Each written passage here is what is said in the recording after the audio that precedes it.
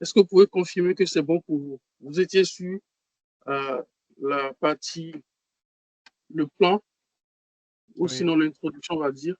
l'introduction. OK. Est-ce que ça, c'est bon pour vous?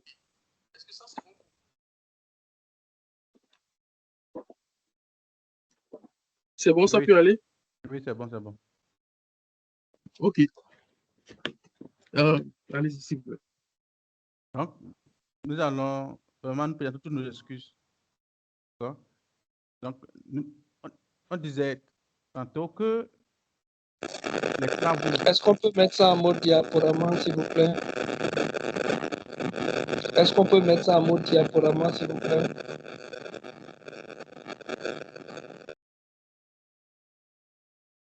Oui, c'est bon, mais ça en mode diaporama.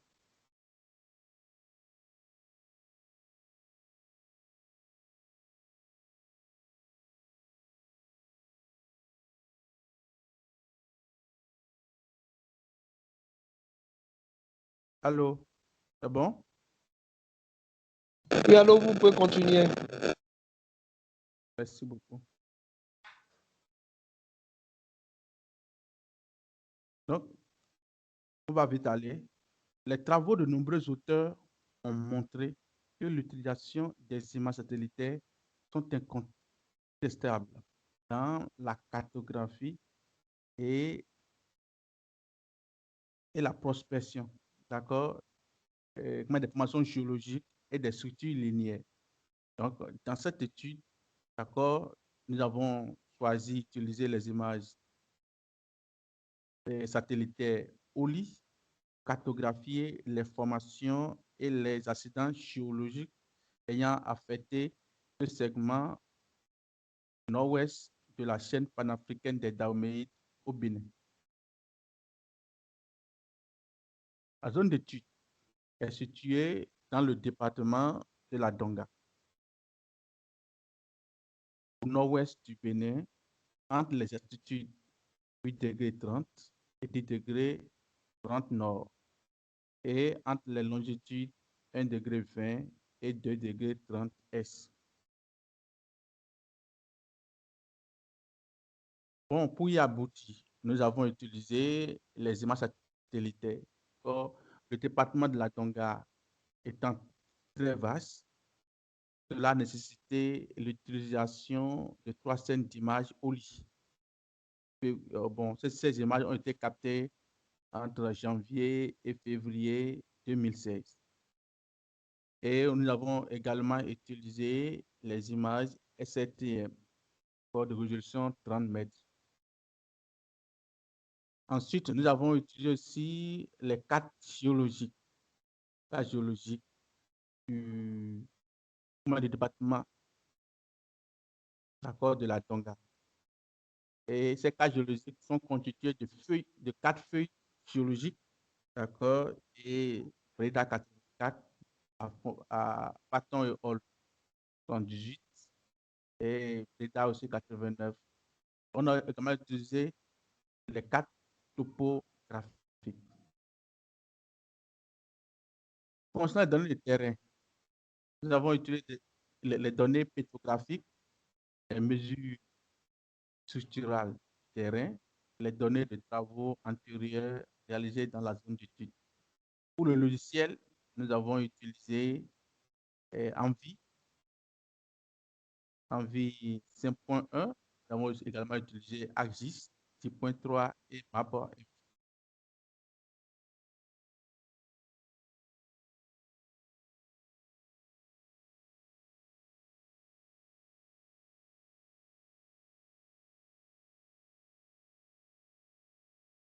Pourquoi nous avons décidé, d'accord, d'utiliser, de faire une cartographie des formations géologiques? Cela était pour résoudre des multiples problèmes qui minent une société, qui minent la société. Est-ce que l'exploration des ressources naturelles, la réhabilitation des actifères contaminés, la recherche des sites propices pour le stockage des déchets et même pour l'installation des barrages. Tout cela passe nécessairement par la connaissance de la nature géologique et structurale, d'accord, de la zone d'étude. Donc, la cartographie lithostructurale vise à régler et à résoudre deux problèmes majeurs. En effet, le premier, mais je n'ai pas combien de paracétamol? Ça là, elle a, c'est combien de paracétamol ça fait? pour le premier, le problème 500 ml. vise à uniformiser les noms des différentes formations géologiques en les mettant sur Non, c'est. un seul Parce que support c'est numérique. Car autrefois, ces des formations géologiques sont situées sur 4 feuilles différentes avec des noms différents, ce qui cause vraiment un vrai problème sur le terrain. Imagine pour le département de la Donga, nous avons 4 feuilles géologiques réalisées par 4 bureaux, par 4 différents bureaux. Et chaque bureau utilise un nom qui le convient. Ça fait que parfois, sur le terrain, on est confronté au problème des noms des formations géologiques. Or, bizarrement, ces formations géologiques ont les mêmes structures et c'est les mêmes formations géologiques, mais qui portent différents noms. Donc, c'était vraiment le premier problème que on voulait résoudre. Uniformiser le nom des formations géologiques. Et cela permettra de pouvoir avancer dans les recherches. Secondo, apporter des approches de solutions aux problèmes liés à la prospection hydrogéologique, à l'exploration minière, mais aussi à ceux liés à la protection et à la gestion durable des ressources en eau souterraine. Et les travaux de nombreux auteurs ont montré que l'utilisation des images satellitaires sont incontournables dans la cartographie des formations géologiques et lithostructurales.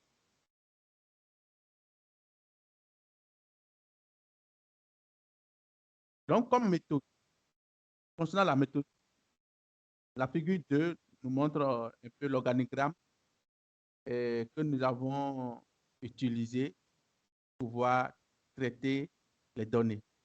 Donc, d'abord, nous avons un pré-traitement et un traitement.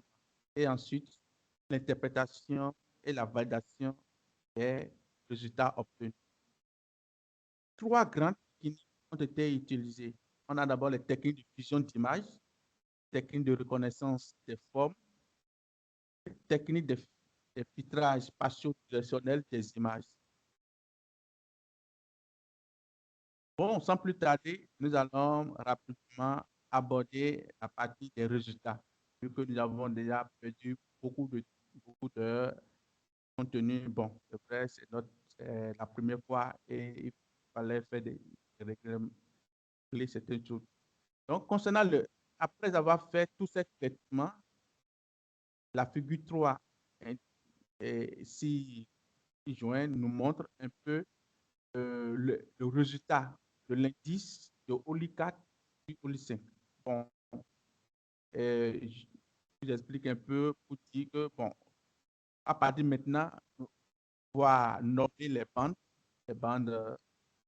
des images satellitaires. On va utiliser les termes Oli pour désigner une bande.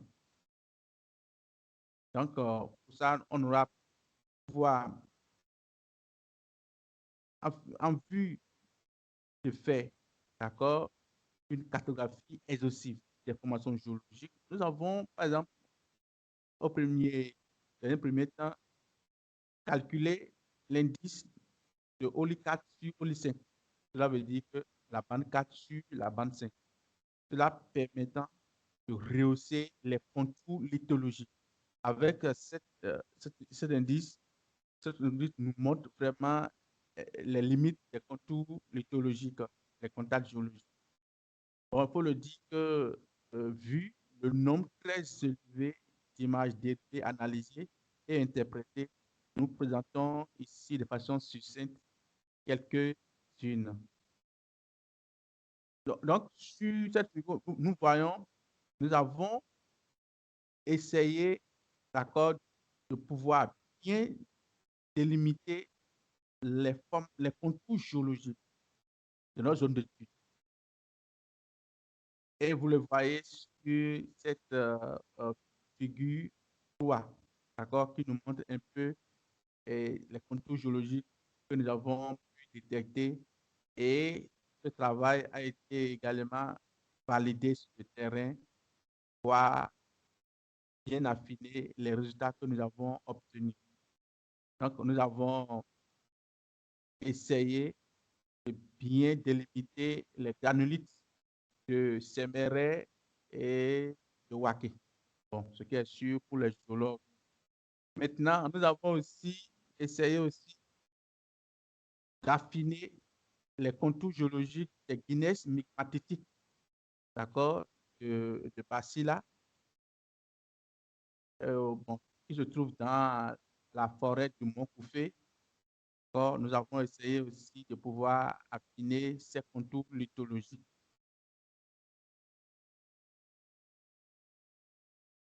Sur la figure 4, là, vous voyez une composition colorée des ACP 1, des bandes 2, 3 et 4, et les ACP 1 des bandes 6, 7, 8, et le rapport des bandes 6 et 7.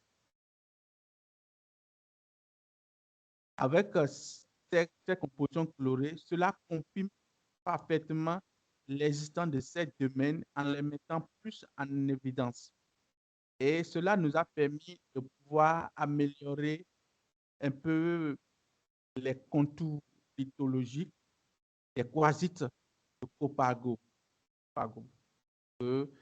Nous avons aussi travaillé beaucoup dans cette commune. Et ensuite, nous avons travaillé sur les migmatites granitoïdes, la zone axiale. Cette zone axiale, autrefois, était située sur deux feuilles, la feuille de Pirassa vert et l'autre sur la feuille de Djougou Parakou. Donc, ainsi, et ces deux portaient deux noms différents. Mais ici, nous avons essayé d'uniformiser ces zones axiales et désormais, nous avons donné le nom, par exemple, des migmatites granitoïdiques du département de la Donga. Cela permettra désormais de pouvoir travailler sur tout le département avec un seul nom d'information géologique.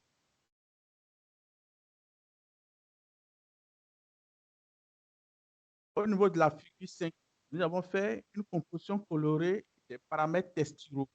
Nous avons utilisé l'homogénéité moyenne et la dissemblance. À ce niveau, la végétation apparaît ici en jaune. Sur ces images, la forme de ces domaines présente la forme d'une amande allongée, ici, au niveau toujours de la zone axiale.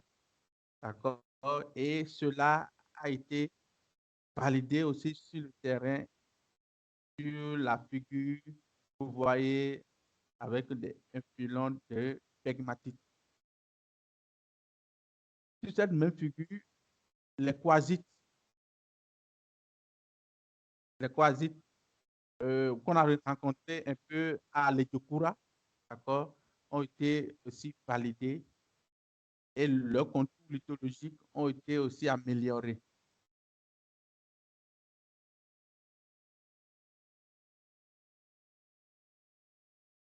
Ainsi, nous pouvons distinguer nettement les domaines des migmatiques granitoïdiques de la zone axiale.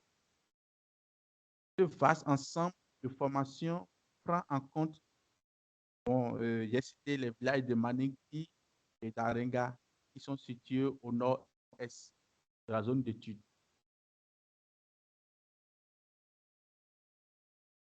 La figure 6, elle nous montre l'analyse en composante principale de la deuxième composante des bandes 5 et 8 et l'analyse en composante principale de la deuxième composante des bandes 6 et 8 Et l'analyse en composants principaux de la deuxième composante des bandes 3 et 8.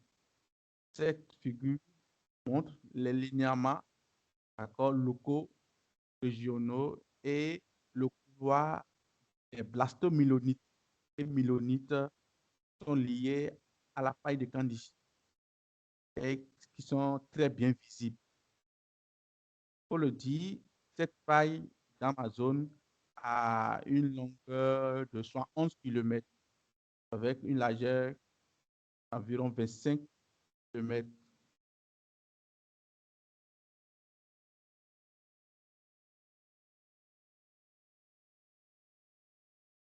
Donc, cette faille et les blastomyélonites ont été validés sur le terrain et vous voyez un peu l'information, les myélonites que nous avons présentées. Et cela nous a permis de pouvoir affiner les contours et les limites, comment dire, et les limites lithologiques de cette formation géologique dans la zone d'étude. Quand nous avons fait toutes ces énumérations, enfin, nous avons pu réaliser une esquisse lithostructurale réalisée par téléanalytique grâce aux images Landsat. Oui, il faut le dire, ce travail a été réalisé déjà, ça fait environ 5 années passées et nous continuons toujours par améliorer ces résultats à travers d'autres images que nous utilisons actuellement pour vraiment parler des intrusions de dans ces formations de façon pointue dans la zone d'étude. Donc là, comme vous voyez, nous avons les contours lithologiques que nous avons essayé d'uniformiser. Ces contours lithologiques, autrefois situés sur 4 feuilles géologiques différentes avec des noms différents, nous avons essayé de les uniformiser sur le terrain et nous avons aussi amélioré leurs contours et les contacts géologiques de ces formations. Et nous avons validé un travail, bon, disons, nous avons pris près de 3 à 4 mois pour faire vraiment une validation détaillée de ces formations géologiques. Et nous avons aussi cartographié, comment dire, des fractures, bon, comme elles sont validées. Nous avons aussi identifié dans la DIGA des formations et des zones de fracture complexes. Vous voyez sur, comment dire, sur cette figure, ils ont une forme un peu arrondie, allongée. Ce sont des zones qui sont des zones fracturées densément. Donc, nous pouvons dire que la détection dans cette étude nous a permis ainsi de dresser une carte de l'esquisse lithostructurale. Cette carte constitue un support pour les études ultérieures. Oui, c'est bon. Maintenant, on voit. Merci. Merci. Le défilé. Merci beaucoup. OK, donc nous avons là bon, nous avons essayé de valider vraiment les structures linéaires et aussi les formations géologiques jusqu'à une hauteur de 30 à 45 mètres sous la terre pour pouvoir voir vraiment leur lithologie et les grandes fractures qui s'y trouvent. Donc, nous avons un peu ces structures en 2D. Nous avons réalisé à Bodi et Alpha Para. Bodi, c'est dans la commune de Basila. Alpha Para, c'est dans la commune de Djougou. Aussi, nous avons réalisé des structures 2D à Barienou, c'est toujours dans la commune de Djougou, et à Copago. Donc, ces panneaux nous montrent un peu les gammes de résistivité allant jusqu'à 10 240, un peu ceux des quasites. En conclusion, on peut dire que la détection et les cycles restent et demeurent des outils incontestables dans la cartographie des formations géologiques, des sites favorables à l'exploitation minière et des indicateurs de présence d'eau. que sont les structures linéamentaires. Cette cartographie a contribué à actualiser la carte des différentes formations géologiques et des éléments structuraux. Elle a également permis d'uniformiser les noms des différentes formations géologiques du département de la Donga et de les mettre sur un seul support numérique, ce qui facilitera les prospections minières, géologiques et hydrogéologiques dans le futur. Bon, voici un peu ce que nous avons essayé de colmater en un temps record pour un début. Et nous pensons continuer avec d'autres présentations dans les jours à venir parce que nous avons aussi les cartes aéromagnétiques que nous avons utilisées sur d'autres travaux que nous pensons aussi utiliser pour pouvoir valider aussi toujours la cartographie litho-sociale des formations du Bénin. Donc, merci beaucoup pour votre attention. Merci.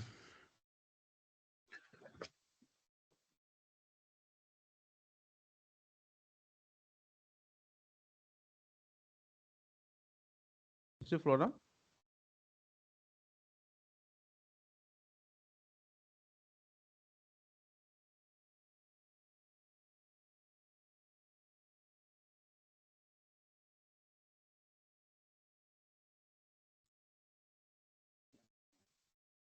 Merci beaucoup, Monsieur Bertrand,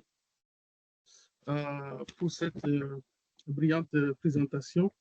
Donc, nous avons compris, en tout cas, je pense que la plupart d'entre nous a compris au final que ce travail a permis donc d'uniformiser déjà les formations géologiques qui existent et d'identifier, d'uniformiser leur nom.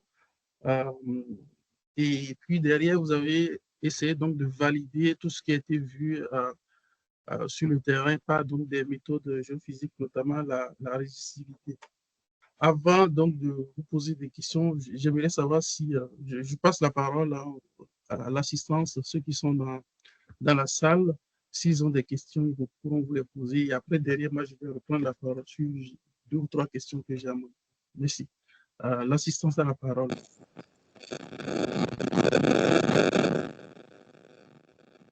Nous allons lever les mains.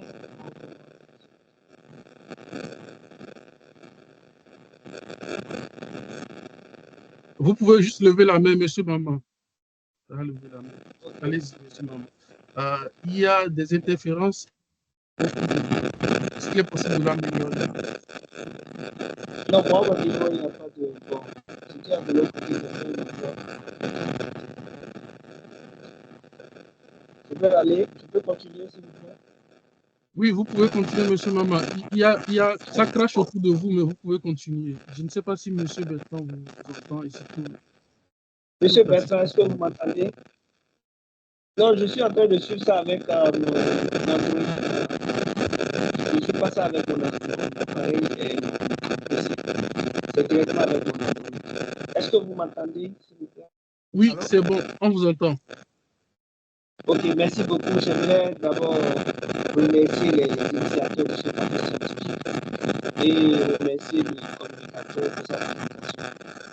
Moi, j'ai juste 2 préoccupations. La première, j'aimerais poser la question aux communicateurs. Quelles sont les lacunes qui ont été constatées au niveau des quartiers d'affaires? Excusez-moi, ça crache. Ça crache toujours. Est-ce qu'il est possible d'écrire votre question? Nous allons le relayer. Bon, en fait, je travaille avec mon Android ici. Ah oui, c'est bon, c'est bon. Là, c'est bon, c'est superbe. C'est superbe. Faut plus changer. J'ai enlevé mon casque. Maintenant, vous m'entendez, j'ai enlevé mon casque. C'est superbe, c'est bon? Merci beaucoup, vous pouvez y aller. Ok, peut-être c'est le casque qui faisait le truc. Bon, j'aimerais demander aux communicateurs quelles sont les différentes lacunes qui ont été constatées au niveau des cartes géologiques, les 4 feuilles géologiques qu'il avait eu à utiliser avant de faire les superpositions avec les images OLI et RSTM. La deuxième préoccupation à mon niveau, c'est de voir par rapport aux travaux de... Quelles sont les propositions qu'il a fait à l'OBRGM? Merci.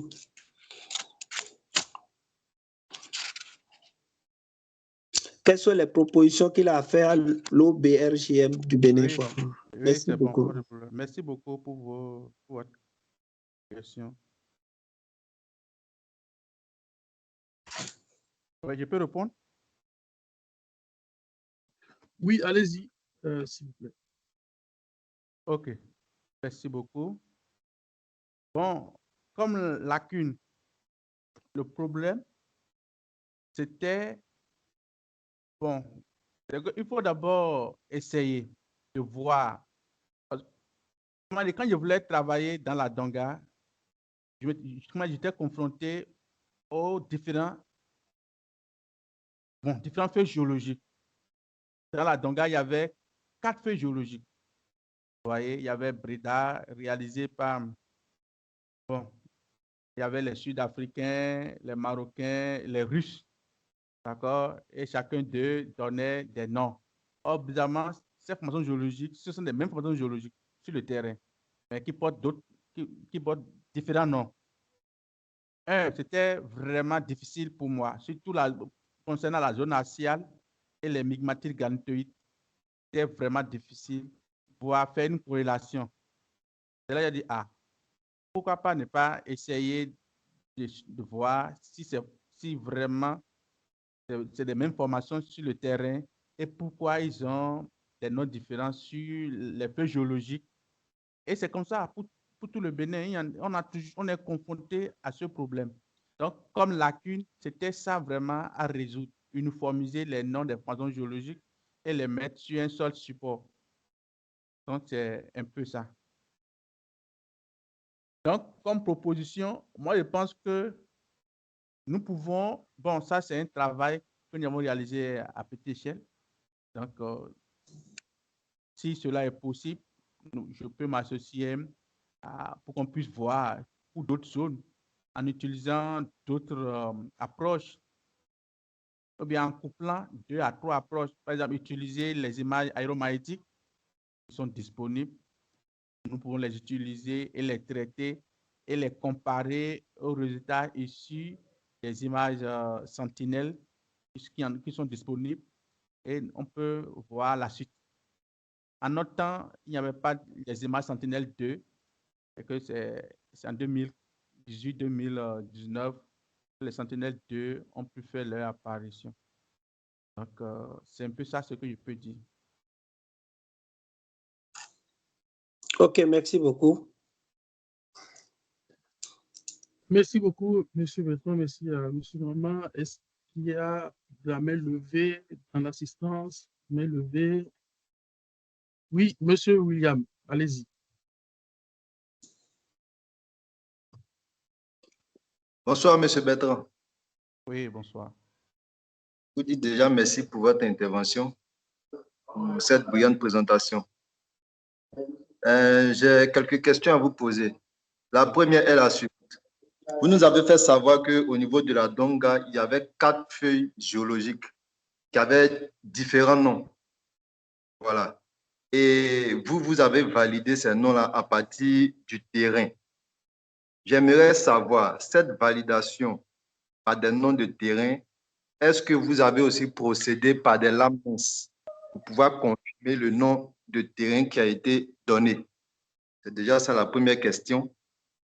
Et en quoi ont consisté vos travaux de pré-traitement et de traitement? Parce que je pense que dans l'Assemblée, il y a peut-être des personnes qui n'ont pas eu à travailler sur la télédétection. Donc, c'est aussi pour leur amener à comprendre le travail qui a été fait. Donc, ce sont mes 2 questions. Merci. Okay. Bon, merci, M. William. OK. Bon, concernant la validation, effectivement, nous n'avons pas fait les LAMES. Bon, on dit que pour la validation, on avait au moins bénéficié de l'assistance de 3 grands professeurs géologues du département des sciences de la Terre qui connaissent bien vraiment le Bénin et les formations géologiques qui s'y trouvent. Donc, à chaque fois, on faisait des prélèvements et on essayait de comparer les formations. Cela nous donnait une confirmation. Effectivement, pour des travaux scientifiques plus poussés, donc cela parfois amenait aussi à faire une lamence, de la messe pour pouvoir vraiment faire une validation comment dire, au niveau des laboratoires.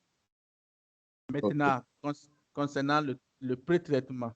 Bon, pour le pré-traitement, bon, nous avons d'abord fait le pré-traitement concernant comment dire, les effets d'ombrage et des bruits à travers les traitements comment dire, correction radiométrique, atmosphérique, d'accord, et bon, on a fait le dark subtraction pour valider.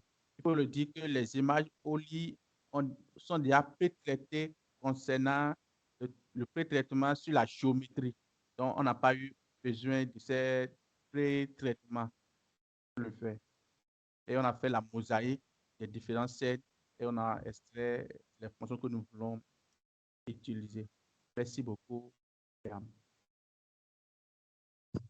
Ok, merci, monsieur. Merci beaucoup, M. Bertrand. Merci. Merci beaucoup, M. Bertrand. Merci, M. Louis-William Mafoli. Tout à l'heure, pour vous et pour le précédent, M. Maman, j'ai oublié donc de vous demander de vous présenter, s'il vous plaît. Ce serait intéressant qu'on vous connaisse un peu plus. Puisque vous avez la parole, M. William. Merci beaucoup. Ok, allez-y. Merci beaucoup. Bonsoir à tous. Bonsoir à tous. Je m'appelle Maman Djaouga Maman du moins. Je suis enseignant-chercheur à l'université d'Abomey-Calavi. Je suis le directeur adjoint du laboratoire de cartographie de télédétection et des systèmes d'information géographique. C'est-à-dire que je suis maître de conférence en géomatique, télédétection et cycle. Merci. Merci. William.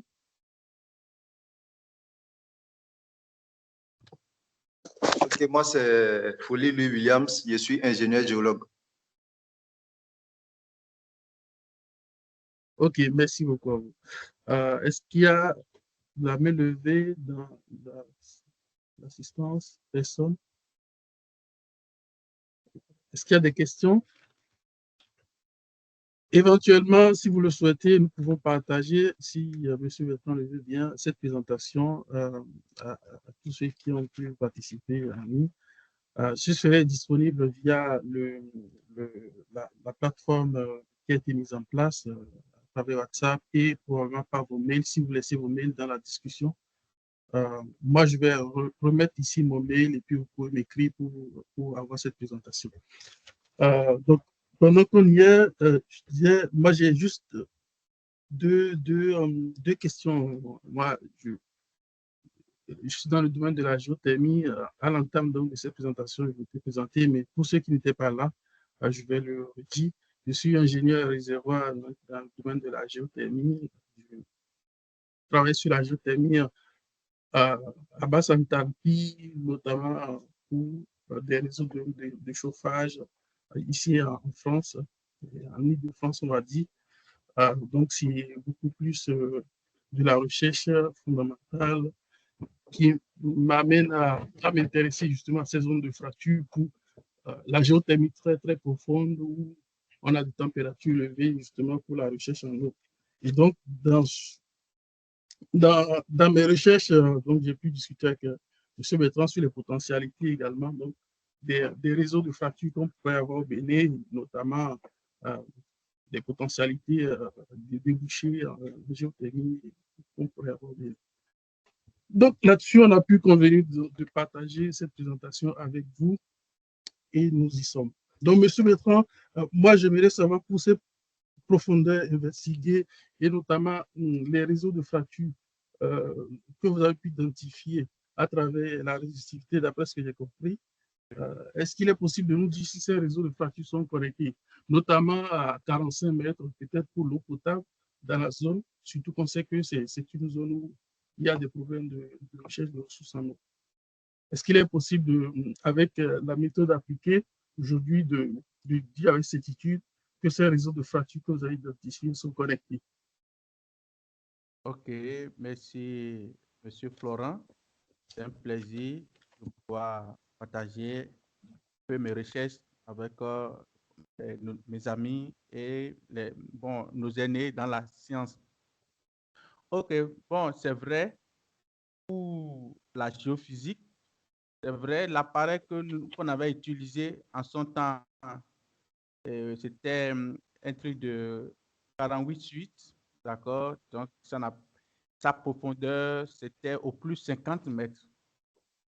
Après ma thèse, j'ai été invité plusieurs fois en Côte d'Ivoire où j'ai eu à superviser aussi les travaux de géophysique là-bas. Là-bas, on avait utilisé une tomographie de 96 suites qui va jusqu'à 300-400 mètres sous la terre. Donc, c'est un peu ça. Maintenant, concernant ta préoccupation, effectivement, à la fin de la thèse, nous avons réalisé 4 forages. Un à Djougou, un à Basila, non, 2 à Basila, un à Djougou et un à Copago. Et tous ces fractures ont donné des débits exceptionnels. Et cela est palpable. Donc, le premier à Djougou, c'est dans l'école primaire Toko Toko. Donc, pour ceux qui voyagent du Djougou vers Niki, arrivé à l'école primaire Toko Toko, au bord du goudron, nous avons réalisé un forage là. À Basila, en allant vers Manigri, ils ont une ferme des abeilles où ils font du miel. Nous avons aussi fait un forage et a donné de très bons débits. Et au bord de la voie, vous pouvez ici accéder à ça. Donc, c'est un peu quelques-uns que je peux citer. Ok, merci beaucoup, Monsieur Bertrand. C'est satisfaisant comme réponse parce que au-delà donc des recherches et de la théorie derrière, effectivement, il y a des débouchés sociaux, on va dire, pour la population. Et ça, c'est un très bon travail. Merci beaucoup. Sur ce, avec tout le retard que nous avons eu, on connaît à 22 heures, donc 30 minutes de plus. Je vois qu'il y a des gens qui continuent par laisser des messages. C'est très bien, je vais les enregistrer. S'il n'y a plus de questions, je regarde, pas de main levée. S'il y a des gens qui peut-être ont des questions plus tard, n'hésitez pas à nous contacter par mail. Je me ferai le plaisir de retransmettre, de remonter vos questions à M. Bertrand pour réponse. Merci beaucoup à vous et soyez connectés pour notre prochain rendez-vous. Ok, merci beaucoup. Merci pour l'initiative. Agréable soirée à tout le monde. Merci beaucoup pour votre participation.